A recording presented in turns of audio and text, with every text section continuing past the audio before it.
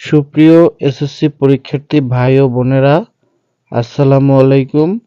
Expert job টিপসের আরও একটি নতুন ভিডিওতে তোমাদেরকে স্বাগতম। আমি সুমন তোমাদের সাথে আছি।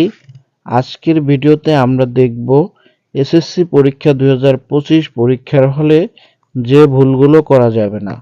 তো আমি তোমাদের বোঝার সুবিধার্থে আমার মোবাইলের নোটপ্যাডে স্টেপ বাই স্টেপ লিখে রেখেছি। তো আর দেরি নয়, যারা এখনো আমার চ্যানেলটা সাবস্ক্রাইব করো নাই তারা আমার চ্যানেলটি সাবস্ক্রাইব করে পাশে থাকা বেল বাটনটি বাজিয়ে রাখো, যাতে করে এরকমের উপকারী ভিডিও সবার আগে তোমার কাছে পৌঁছে যায়। তো 1 নম্বরে সময় মতো কেন্দ্রে না যাওয়া। পরীক্ষার অন্তত 30 মিনিট আগে কেন্দ্রে পৌঁছতে হয়। দেরি করলে পরীক্ষায় অংশগ্রহণ নাও করতে দিতে পারে।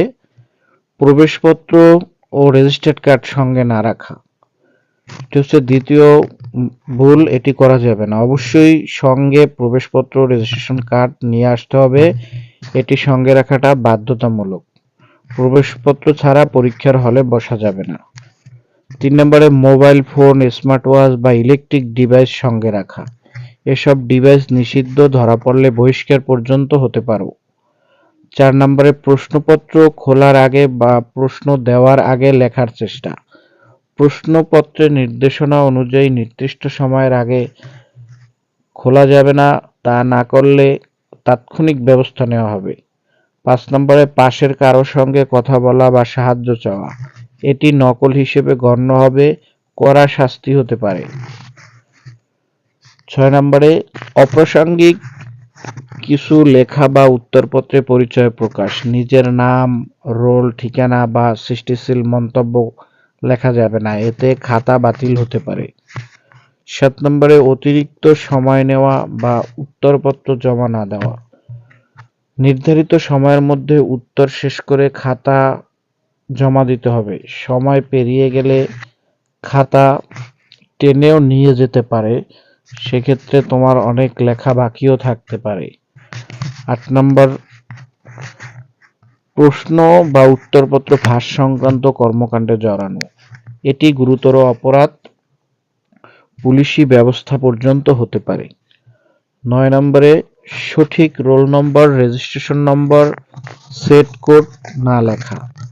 ভুল সেট কোড ভরাট করলে পরীক্ষার ফল বাতিল হতে পারে।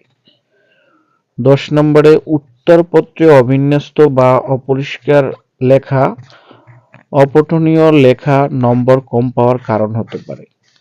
এর বাইরে আমার কিছু পরামর্শ থাকবে। পরীক্ষার সময় মাথা ঠান্ডা করে পরীক্ষা দিন। পরীক্ষার নিয়ম কানুন ভালোভাবে জেনে কেন্দ্রে তারপরে প্রবেশ করো। আত্মবিশ্বাস রাখো, নকলের চিন্তা বাদ দাও। সফলতা তোমাদেরই হবে। তো আমি মোট 10টি ভুলের কথা বলেছি যে এই ভুলগুলো করা যাবে না। এর বাইরেও আরো অনেকগুলো ভুল আছে, যেমন পরীক্ষার হলে কারোর সাথে বিশৃঙ্খলা তৈরি করা যাবে না, তাহলে কিন্তু আইনানুগ ব্যবস্থা গ্রহণ করা হবে। তো এই ছিল ভিডিও। এর বাইরেও আরো অনেকগুলো ভুল আছে যেগুলো তোমরা স্বাভাবিকভাবেই তোমাদের দৃষ্টিকোণ থেকে করবা না, যাতে পরীক্ষার হলের পরিবেশ নষ্ট না হয়। তো এই ছিল আজকের ভিডিও। ভিডিওটি যদি তোমাদের কাছে ভালো লেগে থাকে তাহলে অবশ্যই লাইক করবা, কমেন্ট করবা এবং বন্ধুদের সাথে শেয়ার করবা। আর এই রকমের আরো নতুন নতুন ভিডিও পেতে আমার চ্যানেলটি এখনই সাবস্ক্রাইব করে রাখবা। আবারও দেখা হবে পরবর্তী ভিডিওতে। সেই পর্যন্ত ভালো থাকো, সুস্থ থাকো।